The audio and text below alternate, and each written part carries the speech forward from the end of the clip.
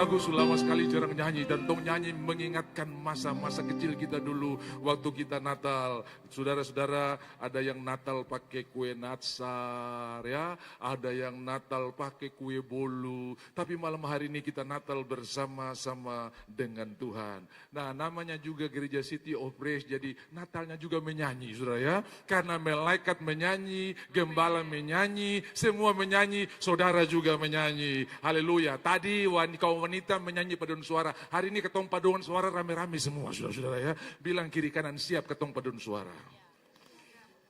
C tetap, wals ya. Seorang anak telah lahir untuk kita, seorang putera diberikan, oh, lambang pemerintahan di atas bahunya, dan namanya pun disebut orang penasehat ajaib, Allah yang perkasa, oh, Bapa yang kekal, oh, Raja Damai, Raja Damai. Sambutlah dia, sambutlah dia, Yesus Tuhan, Juru Selamat.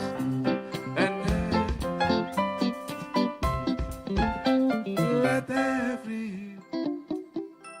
ini Natal semua mesti nyanyi lagu-lagu ini, saudara-saudara ya. Jadi do si la sol, kabar baik dari surga, turun dari surga ke bumi. Lalu bumi menyambutnya, dan sambut rajamu. Jadi semua nada punya urutan itu bisa menceritakan pesannya dari mana.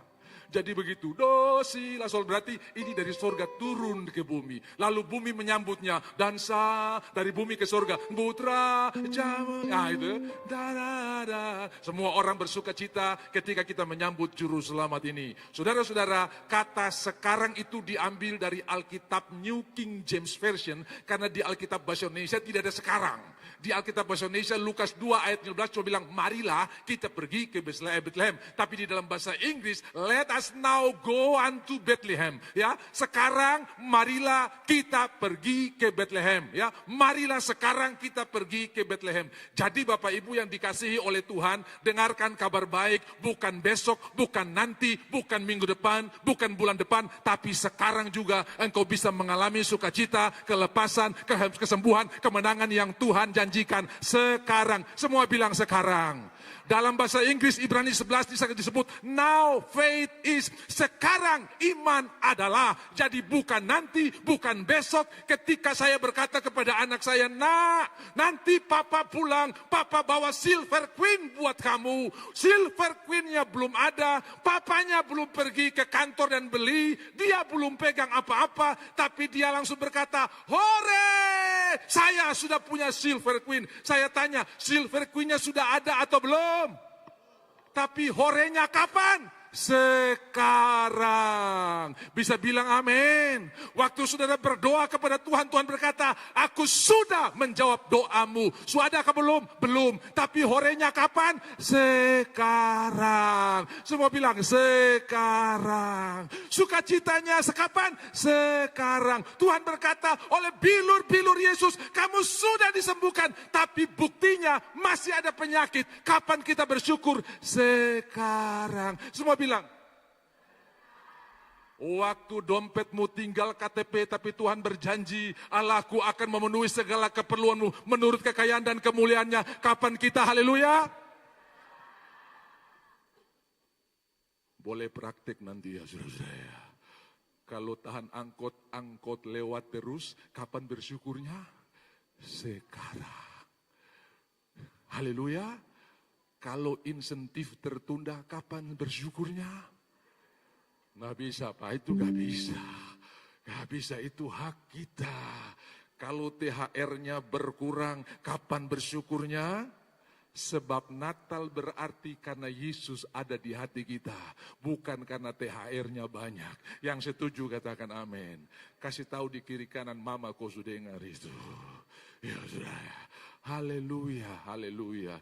Saya bersyukur karena Tuhan menuntun kita dari kemuliaan kepada kemuliaan. Dan Bapak Ibu, saya tidak mau berhutang buat gereja karena selama ini organisasi kita sangat peduli dengan setiap jemaat yang ada. Mereka mengirim tiap bulan, tiap minggu itu bahan-bahan khotbah, saudara-saudara. Bahan-bahan khotbah, cuma saudara-saudara, kadang saya bukan tidak mau pakai, tapi memang Tuhan tuntun kita untuk satu tema yang tidak bertolak belakang dengan barang itu. Cuma memang gaya khotbah saya susah sekali untuk pakai PDF atau pakai PowerPoint. Tapi kali ini saya akan coba, karena ini memang bahan baku yang dikirim, saudara-saudara ya. Mungkin ini menyalahi naluri saya, tapi saya berdoa saudara bisa dapatkan berkat di dalamnya. Mari kita lihat ya, PowerPoint yang sudah dikirim dari Sinode, dari pusat untuk kita merayakan Natal. Ya, judulnya atau temanya tetap sama, mari kita pergi ke Bethlehem.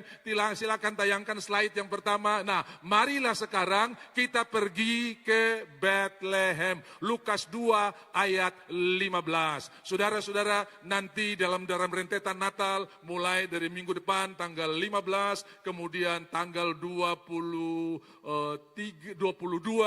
lalu tanggal 29, karena di bulan Desember ini ada 5 hari Minggu, saudara-saudara ya. Dan hari Minggu pertama itu dimulai tanggal 1 Desember dan diakhiri tanggal 29, tapi ibadah kita masih berlanjut sampai hari Selasa tanggal 31, di mana kita akan menikmati perjamuan bersama, lalu mendengar tema kita untuk tahun 2025, saudara-saudara ya. Nama tahun untuk 2025, dan tanggal 1 Januari kita akan beribadah di hari pertama tahun 2025, jatuhnya di hari Rabu, saudara-saudara ya. Jadi nanti tanggal 31 itu beden langsung tidur. Jangan sampai pagi tidak bisa ibadah, saudara ya. Karena penting sekali kita mengangkat perjamuan untuk hari pertama di tahun 2025, dan kita membawa ke rumah Tuhan persembahan pertama namanya persembahan sulung. Persembahan sulung itu persembahan pertama di tahun yang baru. Nah, ini sedikit agenda kita. Marilah kita pergi ke Bethlehem. Lukas 2 ayat 15. Bethlehem menjadi tempat penting dalam narasi Natal. Jadi Bapak Ibu, kalau saya pergi ke Israel bulan Maret, tetap nyanyi lagu Hai Mari Berhimpun Pergi ke Bethlehem. Jadi lagu ini bukan lagu Desember, lagu tiap kali pergi ke Bethlehem. Begitu datang bulan April, Hai Mari Berhimpun, pasti nyanyi lagu ini. Jadi ternyata lagu ini setiap kali kita pergi ke Bethlehem pasti akan dinyanyikan. Secara harafiah, Bethlehem itu berarti rumah roti, ya, bait atau bait atau bet itu adalah rumah, kemudian lehem artinya roti. Jadi Bethlehem artinya rumah roti. Dan saudara tahu di zaman Rut, Bethlehem itu pernah mengalami kelaparan. Sampai Tuhan memulihkan, Tuhan membuat tempat itu menjadi melimpah. Dan tempat itu disebut rumah roti. Dinubuatkan dalam perjanjian lama, Mika 5 ayat 1. Hei engkau Bethlehem, engkau bukan sekota yang terkecil di antara kota-kota daripadamu. Akan muncul seorang juru selamat. Disebutkan juga kota Daud, karena Daud, saya kalau ingat dia, saya ingat dia sabar saja. Ini saya kasih ulang buat saudara, ulang-ulang terus ya. Di Ambon itu nama-nama Alkitab itu full. Saudara tahu nama John di satu RT itu bisa 5. Nama Petrus di satu RT itu bisa 10. Nah, untuk bedakan John yang satu dan John yang lain, maka tanda-tanda lahiria kadang-kadang dipakai untuk bedakan John A dan John B. John mana? John Tompel. Dari 5 John dia yang ada tompel. Oh, tahu saudara. John mana? John Poro. Dari 5 John dia pun Poro paling besar. Ah, tahu saudara-saudara ya. John mana? John Botak. Dari 5 John dia pun kepala paling botak, saudara-saudara. Jadi tanda-tanda lahiria kadang-kadang mengikuti untuk membedakan John A atau John B. Saudara-saudara, yang namanya John di muka bumi ini juga banyak, di Papua juga banyak. Yang namanya, saya pernah pergi pelayanan di penjara, dan ketika saya sampai lebih awal, polisi berkata begini, karena ini penjara polisi, Pak Pendeta tunggu sebentar, kami lagi persiapan. Jadi saya tunggu di lobi ruang tunggu. Sambil tunggu saya melihat daftar-daftar narapidana. Lukas pencurian, Yohanes pembunuhan, Markus perkosaan. Saya bilang nama Injil semua ini, saudara-saudara ya. Nama Injil semua. Saudara, sebagus apapun nama kita, kalau tidak ada Yesus lahir di hati kita, nama itu tidak akan. Tapi begitu ada Yesus di hati kita, bahkan mungkin nama kita nama yang tidak diharapkan, seperti Yabes. Itu Yabes itu dong, kakak ade marah-marah dia gara-gara kau lahir mama hampir mati, makanya dinamakan Yabes, saudara-saudara ya. Tapi saudara lihat, selima doanya dijawab oleh Tuhan. Berkati aku berlimpah-limpah, perluas daerahku, sertai kemanapun aku pergi, lindungi aku dari malapetaka. Saudara, semua doanya dijawab oleh Tuhan. Kenapa? Karena Yabes punya nama yang lebih indah di dalam hatinya, yaitu nama Yesus, Immanuel, Allah beserta kita.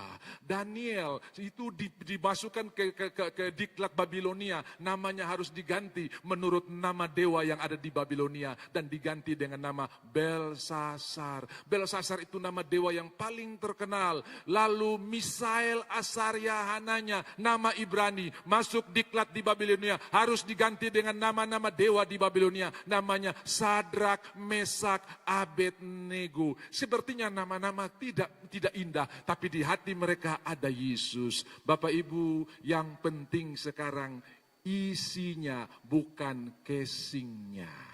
Saya tanya, tiap hari saudara urus casing sama urus isi, lebih banyak waktu mana? Saya percaya ibu-ibu kalau bercermin di depan cermin 1 jam tidak rasa, saudara. Ini casing yang dia urus, eyeliner, eyeshadow, apa semua itu bisa 1 jam. Tapi kalau berdoa 5 menit kaki gatal, kepala gatal, baru 5 menit saudara, gatal semuanya. Saya mau berkata buat saudara, waktu saudara berdoa, saudara sementara urus isinya, bukan casingnya. Bisa bilang amin? Kalau saudara terima kado ulang tahun, orang bungkus 30 menit, di tangan saudara hancur dalam waktu 5 menit. Dan mungkin ada orang berkata, Papa jangan banget, ini bagus, ini kadonya bagus. Dia bilang, saya mau cari dia punya casing, saya mau cari dia punya isi. Saya percaya hari ini pun Tuhan tidak cari casing kita, tapi Tuhan cari isi yang ada dalam kita. Dan percayalah, sorga sementara tersenyum buat saudara, karena marilah kita pergi ke Bethlehem. Di sana kita akan menikmati hal ini. Yang berikut, slide berikut. Pergi mengalami sukacita Allah. Saudara-saudara, orang yang bertemu Tuhan sukacita. Ada begitu banyak orang yang punya uang miliaran tapi tidak pernah sukacita. Mau tahu, pengguna obat-obat terlarang bukan orang miskin. Orang-orang yang punya segalanya. Di rumah ada mobil yang mahal. Ya, mereka punya peralatan-peralatan yang luar biasa. Tapi mereka tidak punya sukacita. Karena sukacita hanya datang dari Tuhan. Bisa bilang amin? Bilang kiri kanan, saya lihat kau paling kaya di Jayapura. Kasih tahu ya. Saya lihat kau paling kaya di Jayapura ya. Bukan karena punya miliaran, tapi karena siapa yang ada di hati kita. Amin. Sukacita. Latar belakang bangsa Israel telah lama menanti kedatangan Mesias yang dijanjikan dalam perjanjian lama. Sejak Maliaki melayani 400 tahun kemudian baru muncul Yohanes Pembaptis yang memberitakan kerajaan Allah. Lanjut slide berikut, saudara-saudara ya. Nanti saya lapor sama Pak Rubin Adi. Pak, slide-nya sudah saya pergunakan, saudara ya. Karena ini pasti ketua sinode punya andil di dalamnya. Jadi sukacita itu terjadi karena penggenapan janji Allah tentang kesukaan besar bagi seluruh bangsa. Dunia memberikan sukacita semu dan sementara. Tuhan berkata kepada perempuan Samaria, kalau kamu minum air dari sumur ini sukacita dari dunia, kamu akan haus lagi. Pernah lihat orang puas dengan uang? Tidak pernah. Pernah lihat orang puas dengan jabatan? Tidak pernah. Udah jadi presiden 30 tahun gak mau turun-turun, saudara-saudara ya. Karena jabatan tidak bisa bikin kita puas. Tapi kalau kamu minum air yang kuberikan kepadamu, dari dalammu, out from your belly, dari dalammu. Jadi sukacita yang Tuhan berikan dari dalam. Semua bilang dari dalam. Semua bilang dari dalam. Jadi biar di luar terada apa-apa, dari dalam sukacitanya. Biar di luar macam-macam, dari dalam sukacitanya. Yang percaya katakan amin. Tepuk tangan buat Tuhan kita yang luar biasa. Haleluya. Tuh, tidak ada sukacita sejati kecuali sukacita yang berasal dari Allah yang menggenapi janjinya. Slide berikut. Lanjut. pergi menerima keselamatan dari Allah. Lukas 2 ayat 11, kepada para gembala, malaikat juga menyatakan bahwa di kota Daud atau Bethlehem telah lahir juru selamat. Semua bilang juru selamat. Setiap kali sudah terima berkat, kasih karunia dari Tuhan Yesus Kristus. Ya, telah lahir bagimu juru selamat, yaitu Kristus Tuhan. Saya suka sekali kutip pendeta Gilbert Lumendong suka bilang begini, Nabi boleh banyak, Rasul boleh banyak, Tuhan boleh banyak, tapi juru selamat cuma satu namanya. Namanya Kristus Tuhan. Namanya Kristus Tuhan. Haleluya. Cuman satu juru selamat, namanya Kristus Tuhan. Slide berikut, waktu berjalan terus. Yang dibutuhkan dunia bukan guru selamat, tetapi pengajar yang berteori dan menjadi petunjuk jalan. Yang dibutuhkan adalah juru selamat, sang jalan, kebenaran, dan kehidupan itu sendiri. Yohanes 14 ayatnya yang ke-6. Keselamatan datang bukan karena usaha manusia, bukan karena amal, agama, kekayaan. Saudara-saudara, ada beberapa kepercayaan berkata bahwa nanti di sana kita akan ditimbang. Kalau amal baik lebih banyak, maka kita masuk surga. Kalau jahat lebih banyak, maka kita masuk neraka. Persoalannya kalau sama-sama berat, saudara-saudara ya. Ya, ini membingungkan. Saya mau berkata buat saudara, pelanggaran yang saudara buat tidak bisa saudara tutup dengan amal baik yang saudara lakukan. Misalnya, saya naik motor tidak pakai helm, ditilang polisi, dikasih surat tilang, minggu depan akan sidang di pengadilan untuk memutuskan denda yang harus saya lakukan. Lalu sebelum hari Jumat, di mana hari sidang saya, hari Senin saya ke Panti Werda bawa bantuan. Hari Selasa saya pergi ke panti asuhan bawa supermie, bawa telur. Hari Rabu saya torong pemulung-pemulung dengan memberikan sembako. Hari Kamis saya kumpul semua tukang parkir, saya bagi-bagi angpau. Lalu pada hari persidangan hakim berkata begini, saya akan mengadili kamu atas pelanggaran yang kamu lakukan. Lalu saya berdiri sebentar, Pak Hakim, saya mau kasih tahu dari Senin sampai Kamis sebelum saya di sidang ini, saya sudah berbuat baik. Hakim bilang, telah laku kau perbuatan baik, kau salah, tetap salah. Jadi amal kita tidak bisa menolong kita kecuali Tuhan yang sudah menanggung semua kesalahan kita. Tepuk tangan buat Tuhan kita yang luar biasa. Nggak bisa dijelaskan lebih panjang karena waktu berjalan terus. Lanjut saudara-saudara ya. Lanjut. Ya, yang dibutuhkan. Lanjut. Nah, pergi untuk memuliakan Allah. Orang yang berjumpa dengan Tuhan pasti memuliakan Tuhan. Kenapa Sakeus bisa memuliakan Tuhan? Karena dia berjumpa dengan yang selama ini dia tidak punya. Dia punya kekayaan, punya jabatan, punya segalanya. Tapi ada sesuatu yang tidak bisa diisi dengan jabatan dan kekayaan. Hanya bisa diisi oleh Tuhan. Dan waktu dia berjumpa dengan Tuhan, harta bukan lagi ukuran dia. Setengah dari hartaku akan aku sumbang buat orang miskin. Dan kalau ada yang kuperas akan kukembalikan 4 kali lipat. Saya percaya kalau semua bangsa Indonesia ini, semua ASN, semua pengusaha, semua pelaku bisnis ketemu dengan Tuhan. KPK istirahat, BPK tidur, polisi tidur, hakim terhadap sidang-sidang. Kenapa? Semua akan datang bilang, Bapak negara, saya mau kasih pulang apa yang saya surampas. Saudara-saudara, saya ingat ketika seorang hamba Tuhan pergi ke Hong Kong, lalu buat KKR di sebuah stadion. Kemudian dia berkata begini, siapa yang ingin menerima Tuhan, yang mau mengaku dosa Tuhan itu ajaib Tuhan. Orang-orang lari ke depan dan minta didoakan. Polisi yang menjaga keamanan KKR itu bingung dan geleng kepala. Katong su pakai pentung, katong su pakai senjata, suruh orang mengaku. Tidak ada yang mau mengaku. Kenapa mereka ini tidak pakai pentung, datang dengan sendirinya berkata, aku orang berdosa, ini jurus apa ini? Tolong berikan jurus itu buat kami, supaya kalau kami urus penjahat, dia tidak usah berbelit-belit, langsung mengaku. Saudara, yang bisa buat kita jadi seperti Sakeus dan bersuka cita, ketika Tuhan lahir di hati kita. Katakan amin yang setuju. Sejumlah besar pergi ke Bethlehem juga mengajarkan tentang kemuliaan yang dikembalikan kepada Allah. Hanya Dia yang layak menerima semuanya. Katakan amin. Ada seorang bapak berkata begini kepada istrinya, Mama kau jangan sembarang khotbah. Karena istrinya ini rajin pergi ke gereja dan dibilang begini, Papa, semua yang ada pada kita ini pemberian Tuhan. Jadi kita mesti cinta Tuhan, kita mesti memberi, kita mesti mengembalikan milik Tuhan. Dia bilang apa?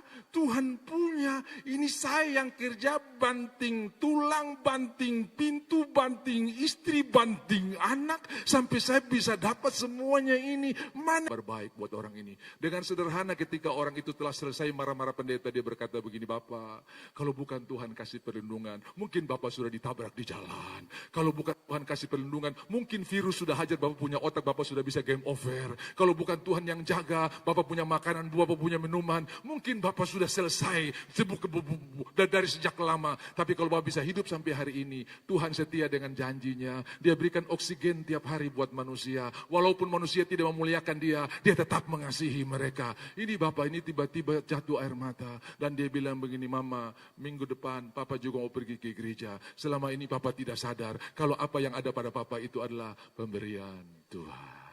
Tepuk tangan buat Tuhan kita yang luar biasa.